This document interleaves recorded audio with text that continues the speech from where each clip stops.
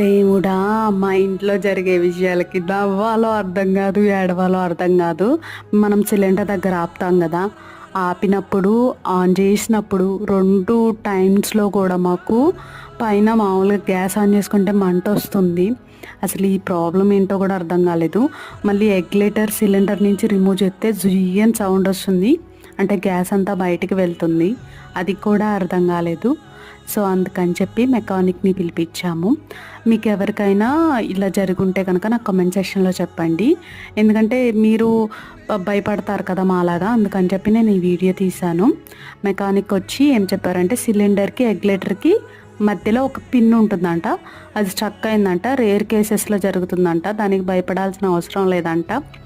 మీకు gas జియ్యని sound రాకపోతే తీసుకుపోయి మామూలుగా మార్చుకోవచ్చు. మాకు సౌండ్ వస్తుంది కాబట్టి కంటిన్యూగా వాడండి మ్యామ్, లీక్ అవ్వట్లేదు కదా, ఇప్పుడు మేమైతే తీసుకెళ్ళలేమని చెప్పారు.